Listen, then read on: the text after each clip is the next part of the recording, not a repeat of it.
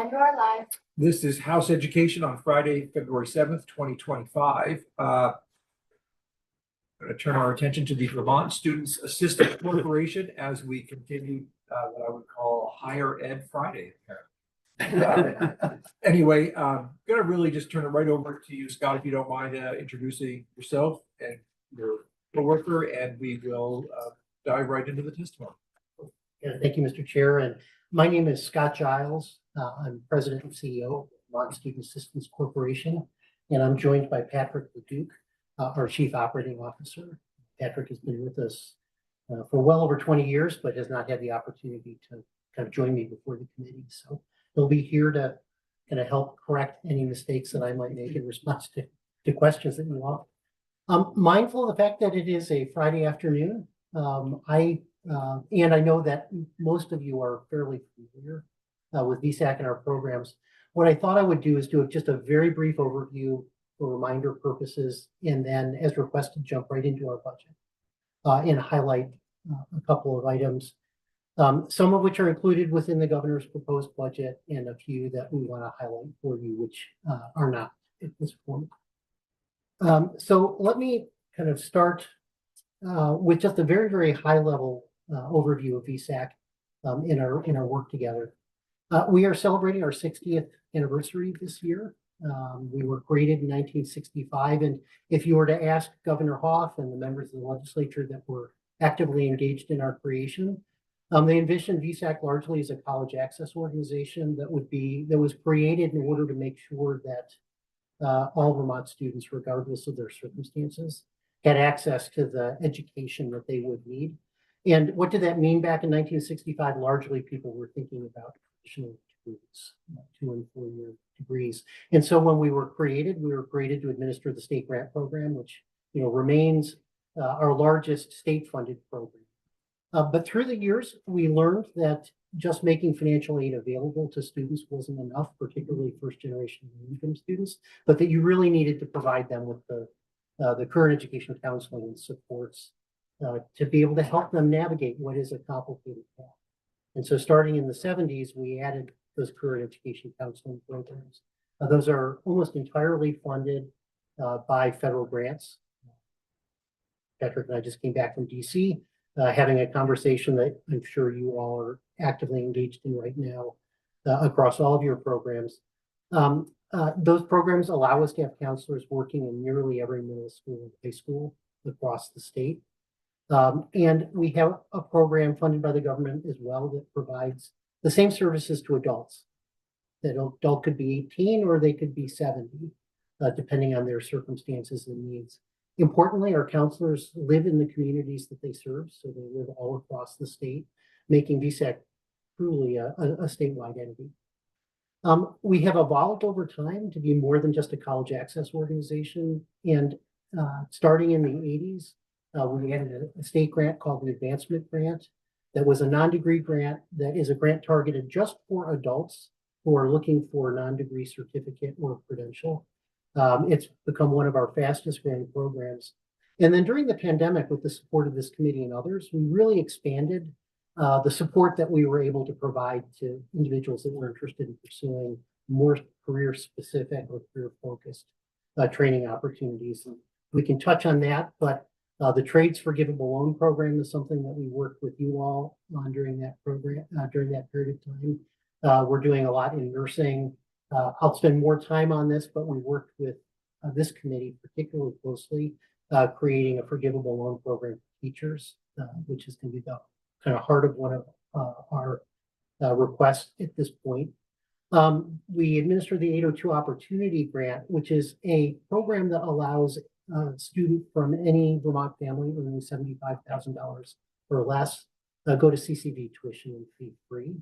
I think you heard something about that this morning.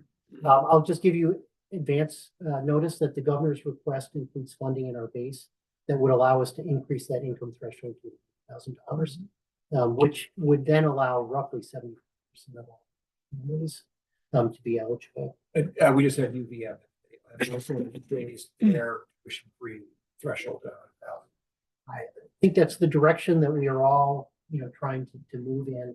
And with UVM, I'll say one of the really powerful things about 82 Opportunity is that CCV is the largest source of transfer students for the University of Vermont. So many students will use this program in order to get their basics, general education requirements done, and then transfer to UVM or to the state colleges to kind of complete their education.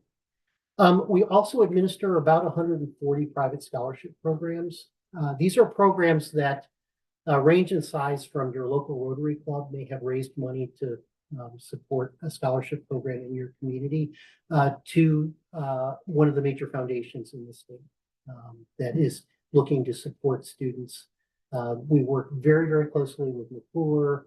The Curtis Fund, which some of you are familiar with, has been a partner for a long time. I think on an annual basis, we're able to award almost $1 million to students with funds that they provide. And then, of course, we offer a supplemental state student loan program. And it is the revenue from that student loan program. We are allowed to keep 2% of the interest that we earn on that program. One of the things that differentiates us from a for-profit or a commercial lender.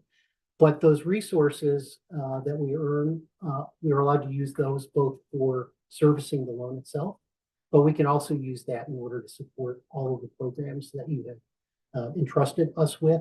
And as a result of that, 100% of the money that you are sending to VSAC is actually ending up in the hands of students. We have the authority to charge an administrative fee, but we have not had to use that for the last 15 or 20 years because of other resources available. So what I thought I'd do is just jump right into our budget request and just describe really quickly a couple of core things. The document that I shared with you has a lot of supporting material, which I'm not planning on walking through, but it's available for you if you've got questions. And I would be happy to turn. The page that I have brought up before is it's slide 2 on my deck. I describe as our core budget. And there I shared with you that the governor's proposed budget includes a 3.6% increase for us. This $945,000 will allow us to bring 802 Opportunity up to 100,000, an income threshold of $100,000. With your support, we've had permission to use up to $300,000 of our state funding for what we call the Aspiration Program. I can spend more time talking about that if you are interested in it, but essentially we take a look using our research team will look at schools in counties across the state, identify those areas where the post-secondary education continuation rate differential between first and second generation students is particularly wide. And then we are able to partner with schools that are interested in trying to close that gap. To be able to develop a program that is specific to their location and their particular needs that's designed to close that. So we just get language for that. Flexible pathway stipend, which is something that this committee has been actively involved in. This is a small stipend that is designed to help with book, transportation expenditures, sometimes it can be food, for free and reduced lunch eligible students that are seeking to take advantage of dual enrollment. One of the early things that we discovered when the dual enrollment program was launched was that it was challenging for some of our students to access because they didn't have access to the transportation, there was a book cost, or they didn't have access to food in some cases. And so the small stipend that we kind of provide them is designed to offset that. And then, as I mentioned, we have the authority to charge up to 7% of the appropriation that we receive for our admin expenses. We retain that authority year after year. It's now actually part of our statute, but we've not had to use that. We continue to be able to use the resources that we generate through other means, making this, I think, one of the most cost-effective ways that we can deliver aid to students. I'm going to just touch really quickly on a couple of other administered programs, just because members of the committee have asked about them in the past. Our largest forgivable loan program right now is the Nurse Forgivable Loan Program. We receive about $3.3 million of global commitment dollars for that program. And it has served, it's one of our older programs. It's grown dramatically during the pandemic. And again, it's the model that our other workforce-related programs were built off of. Students receive a scholarship effectively in exchange for a commitment to work in Vermont for 1 year each year that they were supported. It is a very, very high demand program. We have a smaller version for dental hygienists. I'm gonna add well, the same question for general hygienist. When we talk about global commitment, we're talking about Medicaid dollars. Yes. Okay. And which ultimately, well, are partially federal dollars. That's correct. And should there be a major shakeup in the federal government's commitment to global commitment, that could therefore translate into a big shakeup in your program. Is that fair to say? That is correct. And I will note that these global commitment dollars go to the agency, go to health, and then we partner with them and administer the program on their behalf. Dental hygienist is obviously an important program. Vermont Teacher Forgivable Loan Program, I'm going to jump over and come back to that. Vermont Psychiatric Mental Nurse Health Nurse Practitioner. We received some one-time money. We're using carry forward to continue to be able to support that. We partner with the UVM Office of Engagement in their kind of that Green Mountain Grad Retention Program. We also partner with the National Guard. We administer their programs, on their behalf. And then I'm going to highlight one of these two programs on this page before jumping specifically into a conversation about teachers. Vermont Mental Health Professional Forgivable Loan Incentive Program. This is a program that was funded 2 years ago with one in response to the health committee's concerns about the extraordinary challenges that we have with our mental health counseling workforce. We received $1.5 million. Those funds are now fully expended for this coming academic year. So we are highlighting that for the legislature because we think it's another critical program that warrants attention. It is particularly important in the context of the education conversation that we're having, given the fact that mental health teachers are one of the biggest challenges that our schools are facing. And then we are working with the higher education community and a nurse faculty forgivable loan program. It's a small program. One of the choke points in being able to produce more nurses within our nursing programs is the shortage of nurse faculty. And so this is a program that is designed to help the Vermont schools retain and will actually develop and then retain nurse faculty. So jumping into our budget request, I mentioned that the governor has included a 3.6% increase in our base that would take it to $27 million. The core of that increase is dedicated to the expansion of 802 Opportunity. We are also in partnership with the Vermont State Colleges, have put in a proposal for the creation of a program modeled after 802 Opportunity for the Vermont State Colleges. So this would be a program that would allow any student coming from a family earning, in this particular case, we picked $75,000. We're going to be trying to work with them and others to develop a pilot. But one thing that I will say that I think was particularly powerful about 802 Opportunity, you may have had a chance to hear about it, but one of the things that we didn't expect to see so fast, we expected to see it have an impact on enrollment. And we can come back and talk about this, but that program had a pretty dramatic impact on retention, graduation rates, and transfer rates to four-year institutions, coming from the most challenging population that CCV supports. And it wasn't entirely expected that we would see this quite as quickly as we did.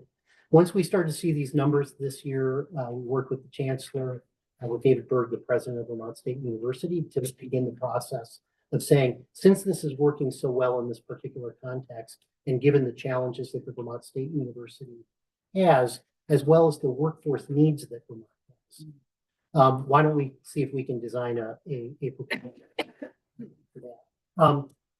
The Vermont Teacher Forgivable Loan Program. If you go back just to the Freedom and Unity Scholarship proposal, this is strictly a VSAC proposal. It was not included in what we just heard, and it's not meant to supplant any of the funding they are requesting. That is correct. That is correct. Yeah, it is. It would be additional And it reflects a partnership between the two of us, but it is part of our request, not there. Beth just wanted me to make sure that everyone understood that this was something we were very, very strongly supporting. 3.9 for the Vermont Teacher Forgivable Loan Program. Let me just jump over, and we had a chance to talk a little bit about this when I testified last time before the joint committee meeting. But Vermont has 10% fewer teachers than it did before the pandemic. There are some numbers we're seeing that may be higher. The reduction was amongst the highest in the nation. And as a result of that, we've got very high proportions of teachers on emergency and provisional licenses, and particularly in rural communities where recruiting has been the biggest challenge. I think that this committee showed a tremendous amount of foresight in wanting to find a way to try and tackle some of these issues even before they became as apparent, as they did. And we created that Vermont Teacher Forgivable Loan Program. Just for reminders, students can receive tuition for their program up to UVM's in-state tuition rate. You agree to work in Vermont for a year for each year of scholarship. Awards can be used at any eligible school. And these students sign on a promissory note, almost like a loan, that obligates them to pay that money back if they fail to fulfill their their work obligation. We've shared just some information here from the kind of first 2 years of funding regarding the breakdown of the schools that students are kind of using these funds at. One thing, if you remember, Vermont students may use these funds to attend an out-of-state institution, and they are doing that in exchange for a commitment to come back to Vermont once they have graduated and teach in Vermont. I made an observation at the last time I testified that one of the things that was particularly powerful about this program was that we believe it's opening the doors for the profession to some students who otherwise might not consider it. And we wanted to share some data. Representative Brady had asked for some specific information. One of the things I want to say is that this program, unlike the state grant program, is not a need-based aid program. So this is not a program where we are looking and saying, in order to be eligible for this, you must be loaned. But nonetheless, 46% of the recipients were Pell Grant eligible. And what does that mean? The Pell Grant is the core federal student financial aid grant that is targeted towards low-income students. And for a student to be eligible for a Pell Grant, you're going to be coming from a family that is earning less than $50,000 a year.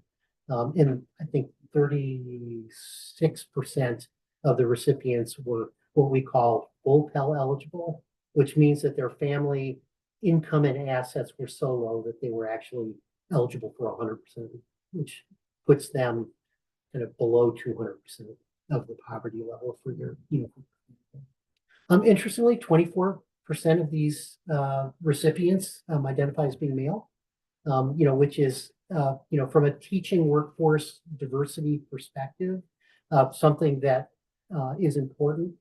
A quarter were between the ages of 20 and 30. So some of these are students that are sitting in situations, they may be in other professions or they are working in schools and interested in obtaining the licensing or the credentialing that they will need in order to be able to move into actual education roles. And then I think a question that Rep. Brady asked last time, particularly with regard to the most recent round of funding, what percentage of them were students that were coming back for the second time? And what percentage were new applicants? 80% of them were new applicants. And what we are seeing with the program is that now that the schools of education and the individuals that are counseling students within those programs are aware and understand the parameters around the program, they are talking very, very widely to all of their students. And as a result of that, we've seen a pretty big surge in interest in participating in the program. And I think, why don't I just pause there and see if there might be any other questions. So you would say that the Teacher Forgiveness Loan Program has been pretty much an unqualified success? Yes. Yeah. Kind of early on, I think we reported the first year, we were a little concerned that the uptake in the beginning was slow. We changed our strategy and started partnering. We took advantage of the strong relationships we have with the higher education community to move beyond the traditional financial aid mechanism, met with the college presidents, and then through them met with the leaders of the education programs. And it's not a surprise. This is actually a lesson that we've taken to our other workforce-related programs. Once we were talking directly to the educators that are educating the students that we were trying to reach, we had a direct pipeline to that community. And the numbers, as you can see, if I jump back to that, the earlier slide, you can see we doubled the number of students that we awarded and had an additional 200 students that we awarded, which is why we made the decision to come in for that full request.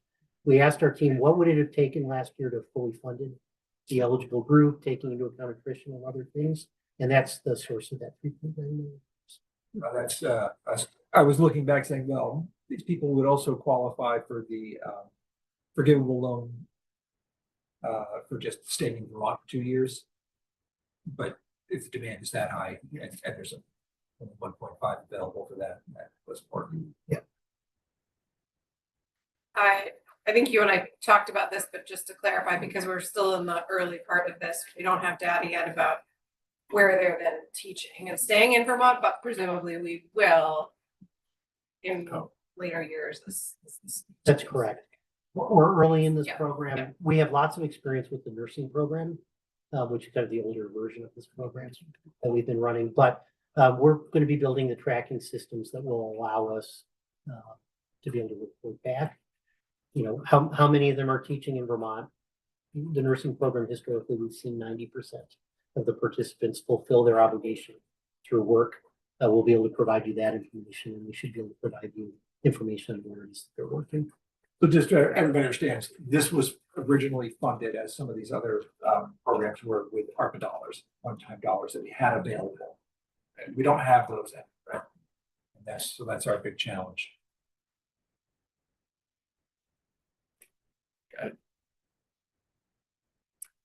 I could, I think kind of jump in and kind of share I mentioned the success of 802 Opportunity. There's a chart that I have kind of shown, and just to describe what it is that we are seeing with that program. This chart is a little confusing, but we, VSAC, administer 2 career and education outreach programs that are called TRIO programs. These are federally funded programs designed to provide career and education counseling and other support to first-generation low-income students. And there are some TRIO-related programs that are offered by schools to allow them to, colleges, to allow them to be able to offer supplemental supports to students. Because of the paucity of funding, with our grant, we estimate that we're only able to serve about 20% of the eligible population, but that doesn't mean we don't pay attention and we don't track them. And one of the things that CCV saw that caught their attention with the program, they were just looking at the success of TRIO eligible students in their program, and then they decided to disaggregate it and look at those TRIO eligible students that were eligible for 802 Opportunity, and then broke it down to compare TRIO eligible students that were getting TRIO supports and those that were not. And what they were seeing amongst that community of TRIO eligible students who were not getting support was dramatic increases in retention and graduation and transfer rates if they were receiving 802 Opportunity. So this is a low-income population that's got challenges that for infrastructure reasons we're not able to serve, but just simply that program itself is increasing their success rates by anywhere from 6 to 9%, which within our world are big. High school graduation rate in a swing of between 6 and 8. We're seeing that with their success at CCV, and that is a big part of why it is that we had proposed something. So I could talk about our other programs, but I'm mindful that it's Friday, and would be happy to tackle any questions that you might have. I have flipped the screen to our trades program, which is one that I think we're particularly proud of and excited about. And would be happy to talk about any of our other workforce programs that there's desire for. Well, let me see if there are other questions. Yes, Representative Brady. We just had UVM and the state colleges now talking a bit about just post-secondary rates, the rates at which our high school students do not go on to secondary. Certainly part of our challenges within our K-12 system. I know sounds like there's some increased collaboration between UVM and the Vermont State University around addressing that, considering that, hopefully breaking down silos a little bit between higher ed and K-12. Was VSAC involved in that conversation or collaboration piece at all? Yes. Yes, and if I could just take a moment. Yeah. This is where I think research was important, and it leans into why we initially proposed 802 opportunity. One thing that I did not mention that I should have, would have had me do that. We have a small research team that does, because we as an organization have access to all of the kind of federal program related data associated with college access. And also our research team does what's called the senior survey every 2 years. This is, we go out and we attempt to survey virtually every high school student in the state. About half of the survey is about their education journey, at least from their perspective, which the high schools find particularly powerful tool for them for their own school improvement activities. The other half is designed to provide us with insights into what students are thinking, why they're making their decisions, who's influencing them. And then we follow up to determine what they actually did. And when you look at Vermont's post-secondary college going rate, part of this is a New England phenomena, but it's particularly acute in Vermont. Our 4-year college going rate is actually a little above. Our 2-year college going rate was running right about half the national average. And that's partially a New England phenomena, but ours was even more dramatic than our New England counterparts. And it was that research piece that was the reason that we came to the committee with the proposal for 802 opportunity. So we're going to be interested to look at whether that program is actually starting to move those numbers. We are also, we partner with these institutions, CCV, Vermont State University, and UVM in the delivery of what we call statewide services, and partner in the design of financial programs. That senior survey, are there sort of results that can be shared publicly or could be shared with the committee of sort of, some of the high level numbers or themes, particularly in their last couple of years? Absolutely. So we actually produce reports that are available on our website. We do county data sheets, which you may be interested in as well, that provide you some information about your particular county. And then we do individual school reports that are less descriptive than they are just showing for the educators, what it is that students are saying about their experience. Importantly, as a sidebar, this is a nice segue, the Aspirations Initiative. If we're going to good, we're on the same page here. So the Aspirations Initiative is the reason that we asked for the permission to do aspirations is because our federal grants have such strict requirements, and you have to deliver exactly what it is that the federal government wants and that you promised. So it's not a place where you can experiment very much and try and develop new techniques. And we weren't able to serve every school. So the aspiration schools I mentioned before, these are high schools where the college going rate between first and second generation students is wide, and the school leadership has an interest in trying to do something to change that. And so I think is it the next slide? No. Other way.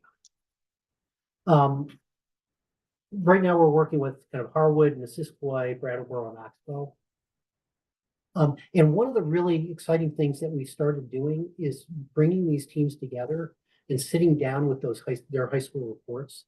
So that we will almost lead a day-long seminar with our research team. Will do a little bit of a presentation, but these are the school leadership teams within these schools. So it's usually the principal, superintendent may be involved. And then the other kind of leaders within the school analyze their data, understand what it means, and use that as a foundation for developing strategies. And then we're able to use some of the resource that's available, that we have available through that carve out that you have allowed us to utilize to help provide kind of a small amount of money to seed some of those activities, with a goal that at the end of a 3 to 4 year period, it will be something that they own, and then we can then move on to the next. Yeah, the goal really on the aspirations project is sustainability of those new ideas and that new approach. Many of our federal grants allow us to work with students directly and help them in their path. These programs help the entire school move forward, which is why we rotate into a school for 3 or 4 years and then go find some other school. What are your challenges? What are your strengths? Let's customize the program to help you be stronger.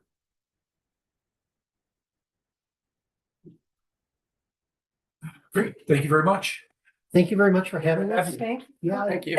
and thank you for the support. You all have been incredibly supportive of our work through the course of the years, and we're grateful for that. Obviously, if you've got other questions, don't hesitate to reach out directly to us. I'm happy to come back. Patrick is as well at any point. And what I will do is I will share with you the link to the research. And then if you've got questions about that, we'd be more than happy to come back in either individually or. Thank you. Yeah, thank you. So just so the committee understands the process here, the Appropriations Committee is now starting to consider the governor's budget proposal, and then they work on it, and it becomes our budget proposal based on priorities of the legislature. Yes. So does that mean we can add in universal meals? So it'll all go through well, it's there already. Yeah. Or that we can, like, it comes to our table and we can say, sorry, we're not letting you cut that. So that's exactly what I want to explain. Okay, sorry. No. No, come on. we don't. What we do is we make recommendations to the appropriations. Right. And in a way, our job is easy, because We do don't we want to support a $3.9 million ask to continue a very successful teacher retention program? Sure. It's the Appropriations Committee to decide what room there is available to fund these things. So we can advise, Pretty much, but yeah. we don't have it. We don't have the, We can we're not the ones who prioritize have too. final decision making. Okay. We can have a very strong voice if we Right. choose. That was just an example. Yes. Of course.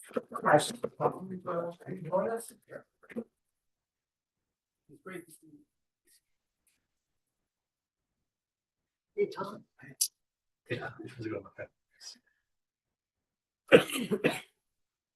Always have to follow Scott Patrick. I know. Not a fair position to be in. I think you'll handle it fine. Had I known. All right, everybody. And we're gonna learn a little bit about Advanced Vermont. Advanced Vermont kind of straddles a number of different areas in terms of labor and education and funding and workforce. So Tom, I'm gonna turn over to you to introduce yourself and kind of walk us through your presentation. Good. Andy, what do you think? Should I present up here? If yeah. Yeah, great. I did, I think, try to get in, so I'm waiting for you, I think. Tell me. I will please have the invite. Okay. Sounds good. Okay.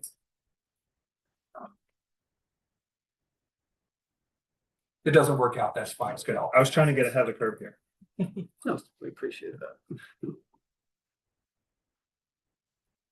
I like this room. So it's been about a week you've been here? Yeah. This week? Just this week? Was it just? Day 4. I know. Feels Doesn't that feel like weird? longer. Feels like home. I remember being in this space when it was office. Yeah. Ah. For sure.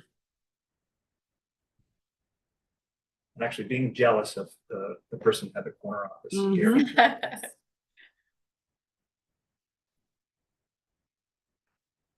So I think coming in, should be able to share my screen quickly.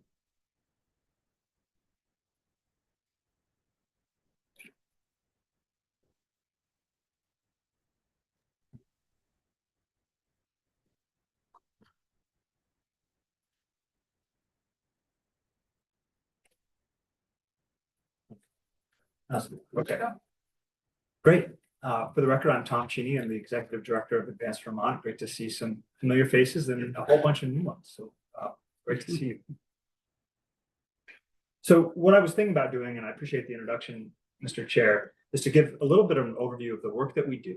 And then taking a step back and talking about a little bit about the reason why we do the work, but also why so many other folks do it too. One of the roles we serve is about trying to grapple with the data and figure out what it's telling us and why we should be making the investments and pay the attention that we ought to post-secondary education, workforce development. And then finally, we'll talk about specifically what we're doing about it as an entity. So for starters, we're a little nonprofit founded in 2017, 2 full-time staff and one really great part-time staffer.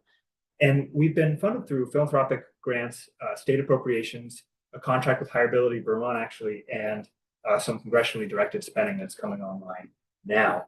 VSAC has been a core partner and a fiscal agent of ours since the beginning, but we've actually are transitioning to be our own 501c3. So we do have a 501c3, or sorry, we do have a nonprofit entity now waiting for 501c3 status, but operation in the coming months. But really, our vision is around just this vision that a highly educated and financially secure citizenry supports a prosperous state and engaged communities. And we're focused on just making sure that every Vermonter is able to see and pursue a career and education pathway that helps them meet their goals. Lots of similarities with VSAC, and we'll explain some of the differences as we go along as well. What we believe is that everyone has the right to pursue the career that they want. Someone's background shouldn't be a limiting factor in their career trajectory. Education and training beyond high school is critical for individuals. Credentials lead to higher earning potential, better job security, improved career opportunities, all those kinds of things. And post-secondary education is a public good, and we have to be mindful about that it is inclusive of all credential types. So not just degree, but so many other pieces of paper that we'll talk about as we go along. Equity is essential. We really have to be mindful that our challenges in a lot of the areas where we're losing ground in post-secondary education is around populations that are underserved. So we have to be really mindful about prioritizing them. And then access to information builds social capital. So you'll hear more about our work around really making sure people have the information to make informed decisions about their post-secondary step or their post-high school steps. That information doesn't always come to people. It doesn't just land on your table, right? So we have to make sure that we're mindful about that it helps to build that social capital and helps folks move forward. And we're stronger together. All the work that we do as an organization really truly is focused on partnerships with folks across the state. And that without that, we're not doing good work. So we believe that meaningful career and education navigation is critical. As it sounds like maybe you heard this morning, I wasn't able to tune in. There's a real sharp decline in aspirations to post-secondary education. We'll get into that a little bit. And we have to make sure that career navigation is put center so that our youth and our adults have the information, the supports, the confidence they need to figure out and chart their course forward. So what we try to do is we ensure that career and education seekers in the state and those who support them have the information and tools they need to make informed choices. We also are an entity that's really focused on the non-degree options. So those other options beyond college, we have a lot of great players in the college space. We also just are here to say college is crucially important, but there's other options out there. So we try to elevate that for Vermonters as well. So we'll talk about our work as we go forward. One thing, since we did follow VSAC, is that we don't provide direct services. We recommend information that we put out there, as well as trainings that we provide to the folks we call navigators, so those who support career and education seekers. So our work really has been centered around this goal that by this year, 70% of Vermonters will have a credential value. We'll see what that is with some really fresh data in just a couple slides. And this is a goal that really came out of a long conversation that the state had with itself about what level of education do we need to make sure that we're not just meeting our workforce goals, but also the individual and community goals that folks have across the state. So this goal of 70% was settled on and this legislature adopted in 2019. So when I say credentials, and this is maybe an important definitional thing, particularly for a new committee, is I'm talking about all those pieces of paper that you see at the bottom of the slide. So an apprenticeship, a certificate, certification, licensure, degree, of course. And these are pieces of paper that have value in the labor market. They're accredited or somehow authorized by a third party, and are transferable from one entity to another. And this is there's a working goal actually that the state has that defines what a credential of value is. But really, when I say credential, I'm meaning everything under the sun. So in that legislation, there were four policy priorities. And this is really where we focused a lot of our work, is in these four areas. It's around promoting awareness of career pathways, around expanding access, completion, and then thinking about the partnerships that you need to make it happen. So this is actually fresh, 1 week old data. And I haven't been able to dig into it in great detail yet, but we actually are losing ground. Last year we were at, I think it was 59.2% attainment, and we're now 58.9. So we go through a couple more slides, you'll see why, I think, is that we have made some success in recent years. When I started this work in 2017, it's around 47% attainment in the state. So 47% of Vermonters had some sort of piece of paper after high school. That has grown significantly, which is great. Part of that was aging demographic, which made it easy. We had folks who didn't have credentials who were aging out of the workforce, because we're looking at working age Vermonters when you measure this number. Some of this was in migration from COVID. So there were some things that worked to our advantage. What is working to our disadvantage is that our aspirations and continuation rates for our youth are really bad. There's just no other way to put it right now. They're going the wrong direction. I shouldn't say really bad. Maybe that's they're not trending in the right direction. The trend line is bad. That's just to clarify. I'm gonna stop you there for a moment. And it's too bad we didn't ask this question of our previous round of guests, but what do you attribute that to? Yeah, there's a few factors, I think. And I'm not going to say I have a magic answer, and others will have a slightly different take. But my sense is that, and I know a lot of you are educators, so I'm really curious your sense of this too. But is that for a long time, we've had this perception, really the last, 30, 40 years, and this push that college is the only answer. Mm-hmm. And it was a little bit around this knowledge economy that, we're competing with these other countries, and we are going to compete on our knowledge. And in a lot of ways, it's been really helpful for us. It's also left a lot of people behind. And we've forgotten, I think, that isn't necessarily what drives them to make their next step decision. Ken Caudill, who you may know, who wrote the book Gather and is in Oxbow Union High School. I heard him speaking recently, and he was talking about how the students he teaches really want to be contributors. And I think that there's a mind shift and kind of a tonal shift we need to have, which is around more education, more knowledge, and around, hey, how would you like to contribute? Like, what's your secret sauce? What is going to help you to make a contribution that will be meaningful to you and help you have the life that you want? And if we kind of shift the narrative in that with the conversation we're having with youth in particular, I think that is going to make a big difference. So that's part of it, is I think we've kind of said, this is the one pathway, and forgotten that really ask the question, what drives people to make these choices? And then to make sure that they have the information they need to make those informed choices. And we're lacking on that too. So we'll talk about how we're trying to answer that and make up for that challenge. But there's a lot of work to do. The other thing is that all of our teachers have bachelor's degrees or master's degrees. And you know what? They probably should. They get a good education in those places. We need that. But they don't know how to talk about apprenticeship or a certificate or some other option. They also aren't given the time in the day to have those conversations in a meaningful way, or even just the information about what those options are, and then how do you have this kind of conversation where we're talking about contribution rather than pure knowledge. So to me, that's some of those answers. We know that the price of college is that's just an easy one. But I think if we hid behind that and didn't look at the systemic challenges, I think that we have, that would be a mistake. Sort of tracks a statistic that was presented that when it comes to going to 4-year colleges, we are above the national average. But when it comes to going to 2-year colleges, we're well below the national average. which I think supports the idea that for a long time, we said there's only one path.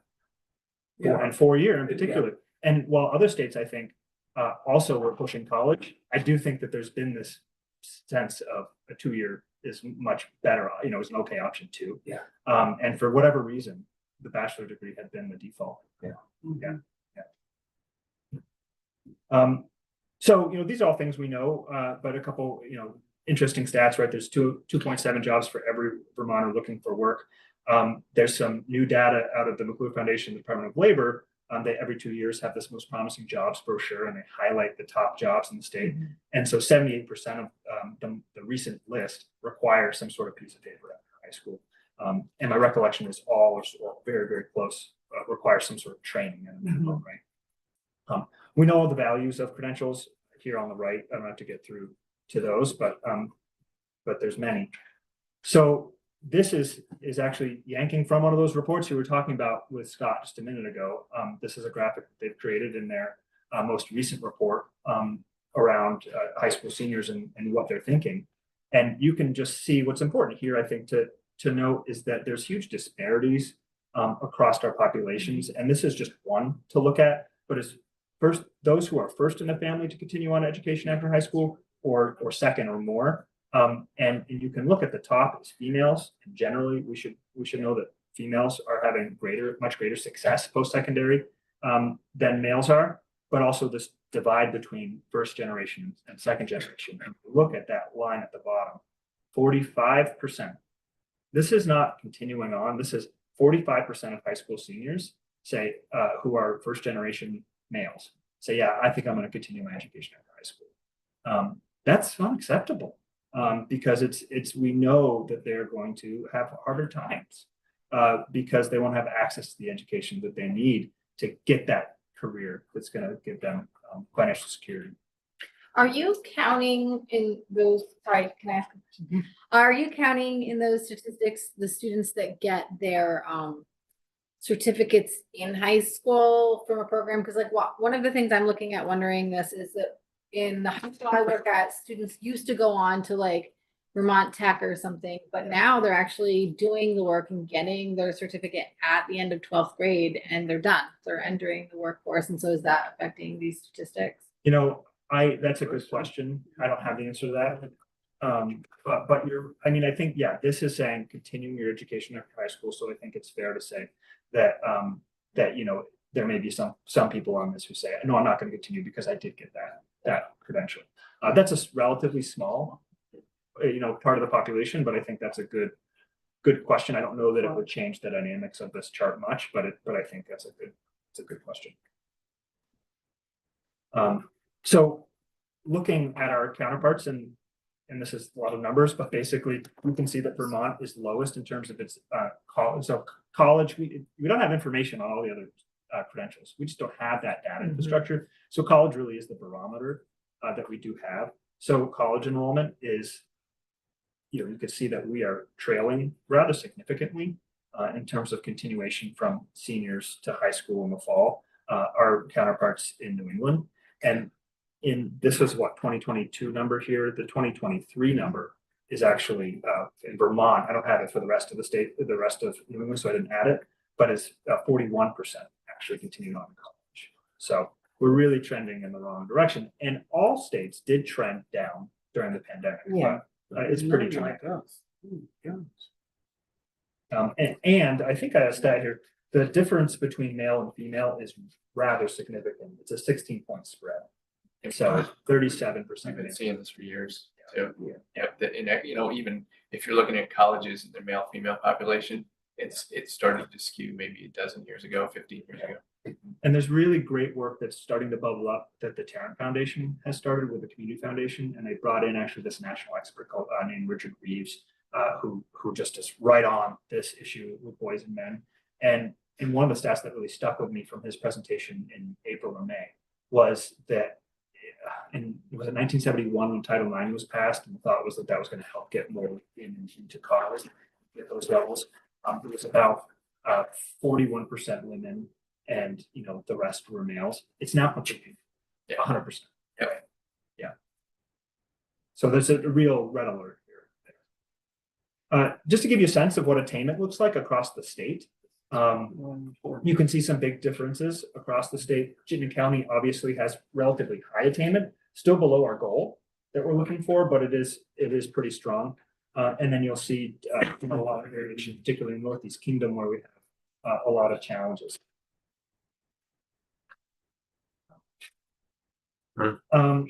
So as the chair mentioned before, so it sounds like the committee's familiar with this type of stat, but we do have, a pretty large saturation of bachelor's degrees and look at graduate degrees as well.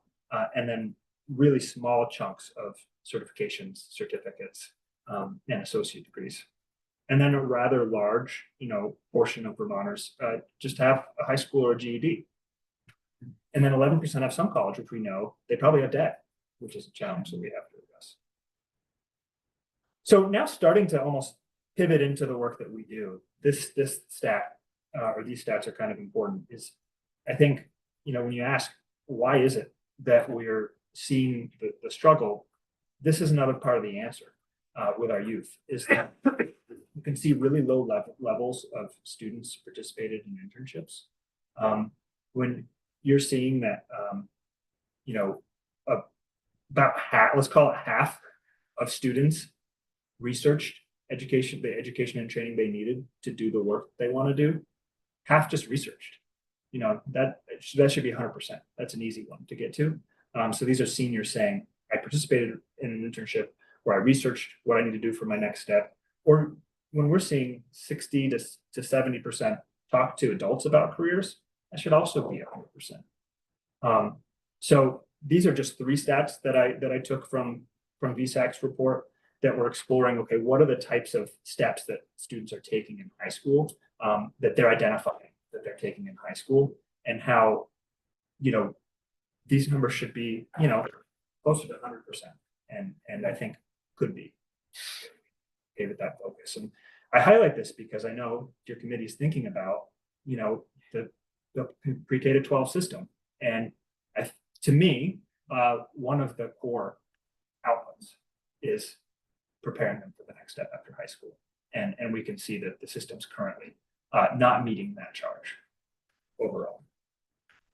And parents, this is a national survey here, but I thought this was striking. Only 26% of parents thought that their kids were very prepared for their post-high school transition. 42% said, well, somewhat prepared. But again, very prepared should be something that every parent should feel confident, I think, saying, about their students' preparation. Quick Okay, question. Chris, the data from the slide just before this, Tom, Yeah. the ex-clerk career and edit, is that VSAC? This is VSAC. Yeah, I meant to put a source thing there. It So looked like their colors, It's their the senior colors. survey data. they're nice colors. It's just fantastic data. Yeah, and this Don't was- have much tracking what happens after kids graduate, so. VSAC data's great. it's really great data to dig into, and I hadn't seen these questions before Yeah. this report, and there were other indicators than just these 3 on this one. I copied and pasted. You can, if you look closely, picking and choosing, but yeah, this is, I think, really insightful. So, at Advanced Vermont, we think that the way to make progress is a little bit of a 3-legged stool approach. And the first is we just got to make sure that we have really great offerings. And kudos to the legislature over the last number of years, solidifying the state colleges, helping them innovate in a really meaningful way. We have seen a lot more non-degree options out there, and that's been really strong. So we have great options in the state of Vermont right now for education. Our CTE system is excellent, right? Not to say there aren't challenges there either, but they provide great things for students. And then, strong financial aid and support services. So, following VSAC, clearly we're doing well there. And there's been tremendous amount of money invested in financial aid in the last number of years since the pandemic that have really bolstered this leg of the stool. But we're tipping in a major way because of the kind of inspiration, aspiration component, right? We have to make sure that folks see themselves in a career and education pathway that meets their goals. And that is where we're failing, and that's where our work really where we've really dug into this work. So now I'm going to just talk about our work quickly. I don't know what the time is here, so feel free to tell me to go quicker. But want to start by saying, so what we do is we've introduced a number of years ago, My Future VT. So this is an online resource for career and education seekers. They can go explore careers, find education and training programs, and then get connected to the supports they need, because we know a website is critically important. We've found that it's number 2 for folks when they're trying to get information about their next steps. They are turning to sites like My Future VT. But humans are all the other touch points. And so we have to make sure that we do get them that support, connected to that support that we need. So My Future VT, this is the homepage. Just give you a little bit of a flavor as I talk about it. We point people through this kind of interactive module, which you see here with these buttons, to the information that's most pertinent to them. So it may be exploring well, actually, and I'm trying to think, I want to go deeper. No, I won't. So it may be, exploring what the careers are. So we have a database that I'll show you in a minute of the top 500 careers in the state. From that most promising jobs list, it includes that list. We have, how to write a resume, how to do a job shadow. We have job boards, so people actually, we're not just saying, hey, trust me, there's lots of good careers out there, but we actually link to really great job boards across the state. And some other things on that section of the site. On the education side, we actually have the state's only listing of post-high school education and training programs. There is no other list, period. The state doesn't have one in a spreadsheet somewhere. This is the only list. And so we've made it publicly accessible so that Vermonters can actually see what their options are in an apples to apples way. I'll show you that too. But we also try to explain what an apprenticeship is versus a degree versus or whatever else, and have them equal and really elevate them at the same exact level so that folks really do understand that they all have value, real value to them.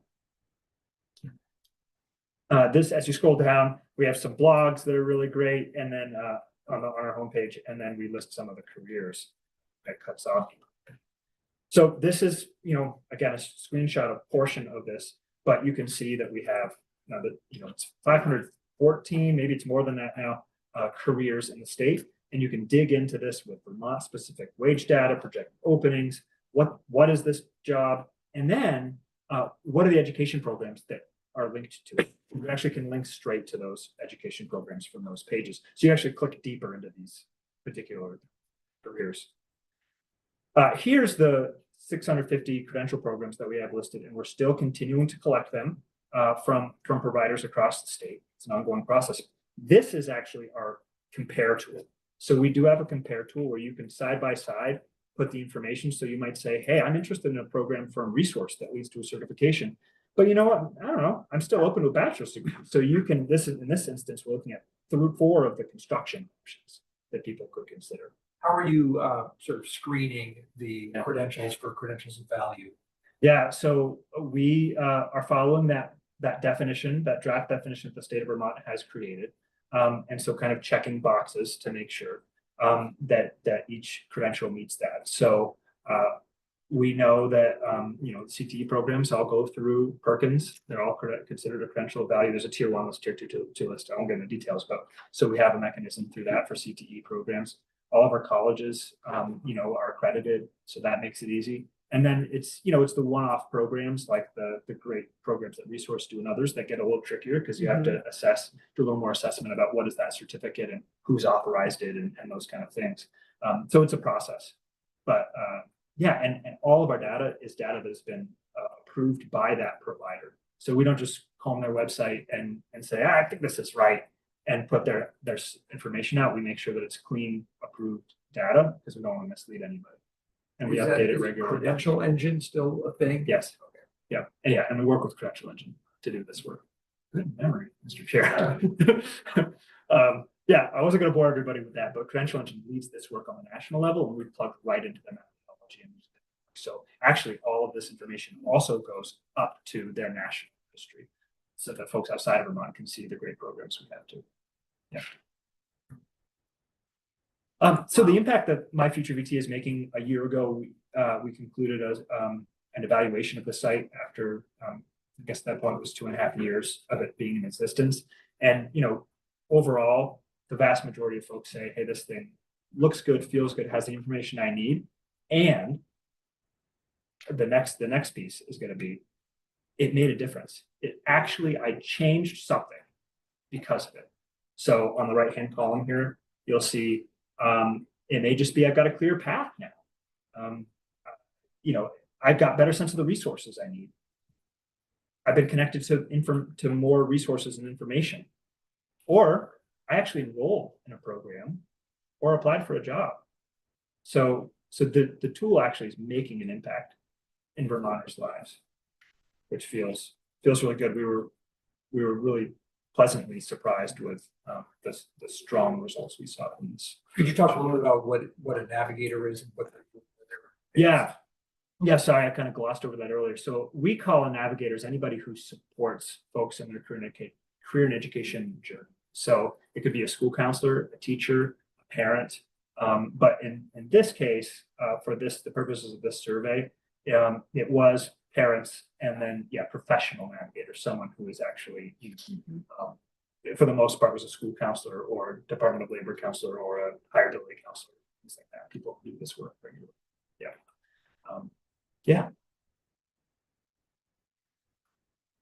So that was my quick overview of My Future VT. It's probably quicker than I've done it before for this committee. So if I'm missing things, let me know.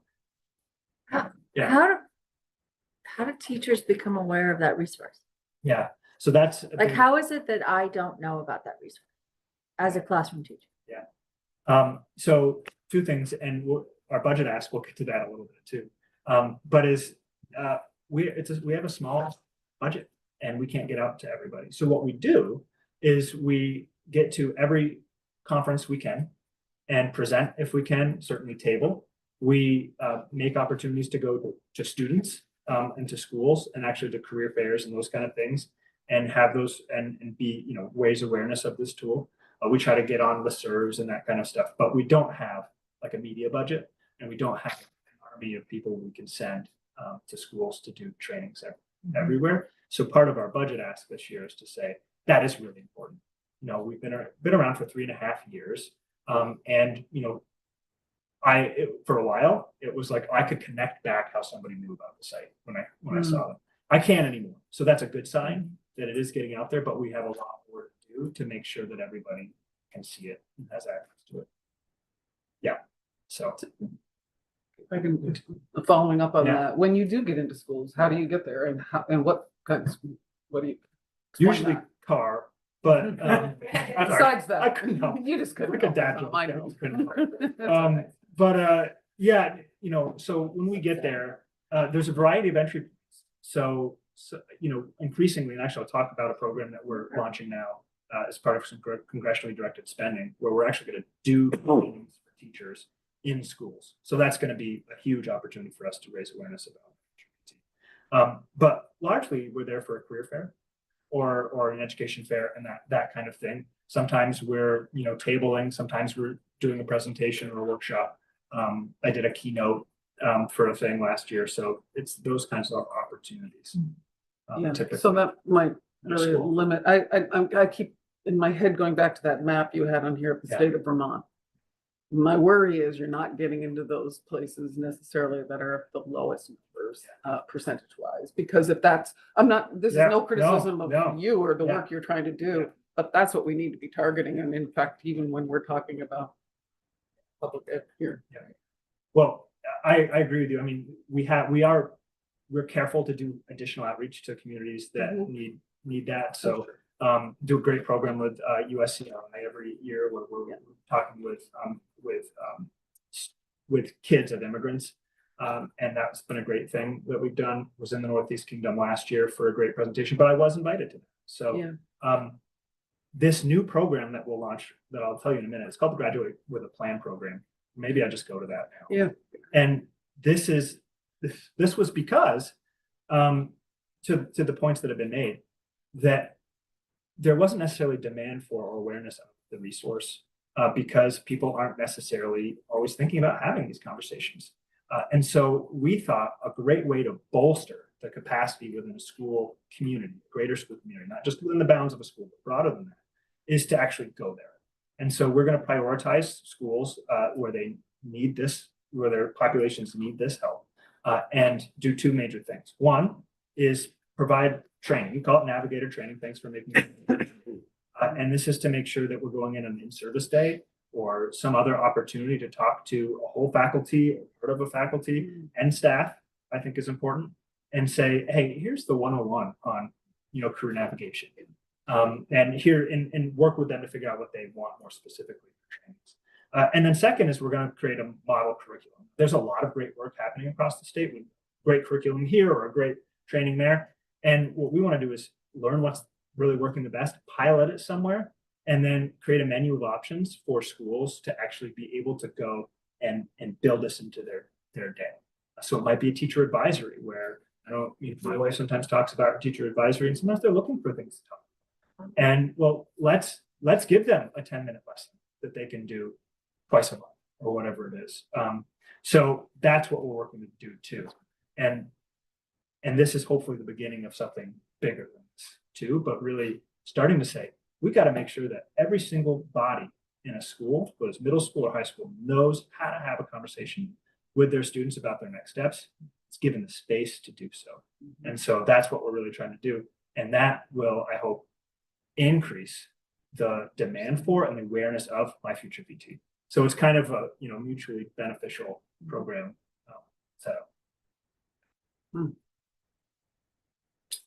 So that's pretty much it. The only other thing I was going to talk about was our work. We call it the Vermont Credential Transparency Project, but really is the work to create that inventory of all the education programs in the state, that 650 that lives on My Future VT. And I'll just note that is a data set that's really powerful, not just for career seekers and education seekers, but for employers, so they can figure out what the heck's being offered. For you all as policymakers, because like I said, there's no place to figure out, okay, if we want to make a policy decision about maybe where we're throwing some money because we see that we want to identify whether there's a gap between the in-demand professions and the education programs that we have. Well, we're the only place where you can kind of see, okay, here's who's offering what, and do a little bit of that analysis. And then education and training providers, we're trying to give them an opportunity to showcase their options as well. So that's the benefit of that work. The last thing I'll say is that we do have a budget ask, and the legislature has been supportive of our work in the past, to a tune of $350,000 twice and $150,000 another time. And really what we want to do this year with the funds is to make sure that My Future VT can remain a free and accessible statewide resource, expand its content, the functionality. It's got to stay fresh and relevant to have the impact we want it to have. And we have a lot of great ideas for how to do that. And then we want to increase awareness and usage to all your points. And so this work would fund not only the technical aspects of the site, content aspects of the site, but actually making sure we have bodies going and working in schools and communities. You've never had base funding, is that right? We've never had base funding. You've had to come year after year with a budget request. Yeah. Do you get funding from the Department of Labor? There was something that we were trying to work out a couple of years ago. We do not. We've had really great conversations with the Department of Labor, in particular in the last year, 6 months to a year. But there is no current funding. And you contract with them? They pay you? We do not contract with them, but we do contract with Hireability. Though that contract is ending this year and their funding stream is ceasing. So there's a lot of pressure on our budget for this coming fiscal year, like a lot. What are your other funding streams? It's philanthropic funds, yeah, primarily, and those are smaller. Yeah. So and then I did mention the congressionally directed spending that does support that Graduate with a Plan program that I just talked about. So the appropriation this year is probably the most important ask we've made. It really,